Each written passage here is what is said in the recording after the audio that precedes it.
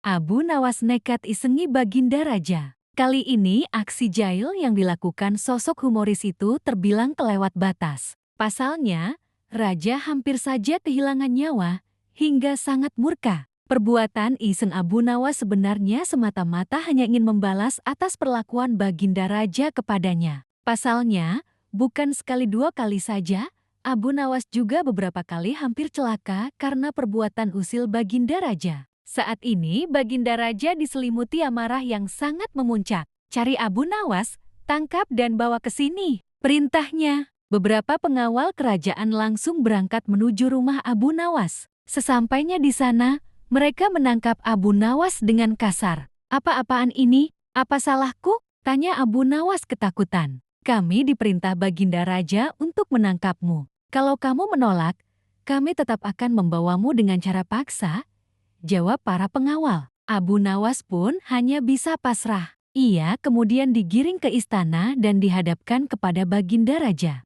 Ampun Paduka yang mulia, kenapa hamba diperlakukan kasar begini? Tanya Abu Nawas. Kamu jangan pura-pura tidak tahu. Kamu telah membuat aku murka. Perbuatan usilmu kemarin hampir saja membuatku mati. Kamu keterlaluan dan sangat kurang ajar, jawab Baginda Raja penuh emosi. Maafkan hamba Paduka yang mulia. Hamba hilaf, ucap Abu Nawas. Saat ini sudah tidak ada maaf bagimu. Kamu harus dihukum mati, bentak Baginda Raja. Lalu dengan cara apa hamba dihukum mati Paduka? Dipancung atau digantung? Tanya Abu Nawas. Bukan dengan cara seperti itu.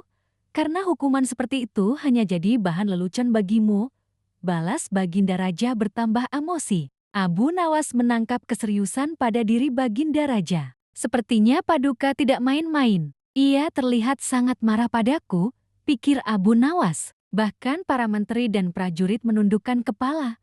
Tidak ada yang berani menatap Baginda Raja. Hai pengawal, masukkan Abu Nawas ke kandang singa, teriak Baginda Raja memecah keheningan. Para menteri dan segenap prajurit terkejut mendengar perintah tersebut, karena walau bagaimanapun Abu Nawas adalah sosok yang baik, sering berjasa mengungkap kasus-kasus di dalam istana yang sulit terpecahkan. Mereka tidak tega melihat Abu Nawas tewas mengenaskan diterkam singa buas. Tapi karena ini adalah titah Baginda Raja, tidak ada seorang pun yang berani menentangnya. Lalu seorang penasihat istana berkata, "Ampun Paduka yang mulia, apakah tidak berlebihan hukuman yang diberikan? Bukankah lebih baik bila Abu Nawas dihukum penjara saja?"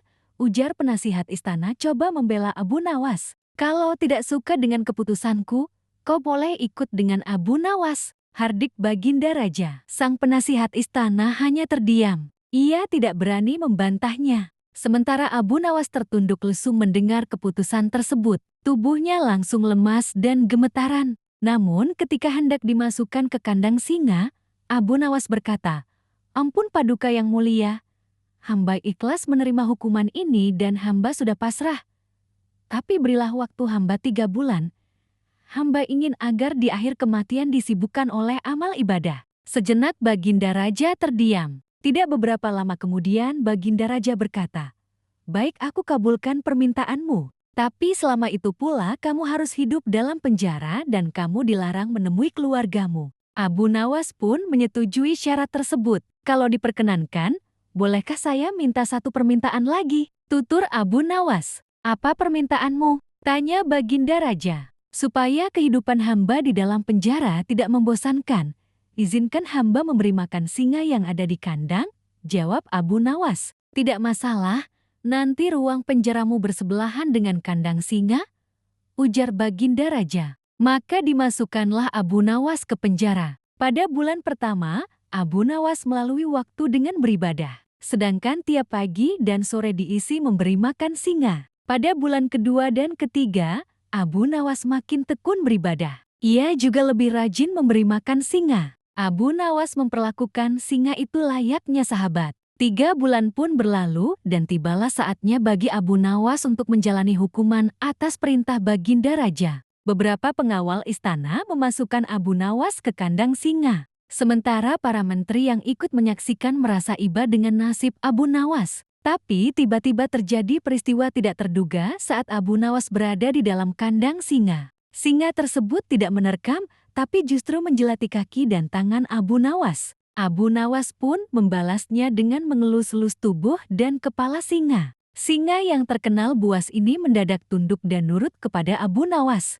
Sontak saja pemandangan itu membuat mereka yang hadir menjadi terkejut dan heran. Abu Nawas ternyata punya kesaktian, ujar salah satu menteri. Dikarenakan singa itu tidak mau menerkam, akhirnya Abu Nawas dikeluarkan dari kandang dan disuruh menghadap Baginda Raja. Hai Abu Nawas, kenapa singa itu tidak mau memakanmu? Kamu punya kesaktian, tanya Baginda Raja heran. Sama sekali hamba tidak punya kesaktian Paduka, jawab Abu Nawas. Tapi kenapa singa itu tidak mau memakanmu? Tanya Baginda Raja lagi. Begini Paduka yang mulia, selama 3 bulan ini hamba rutin memberi singa itu makan dan minum, dan hamba juga memperlakukan dia dengan baik. Oleh sebab itulah hamba tidak dimangsanya, sebab dia pikir hamba adalah orang yang berjasa bagi dia.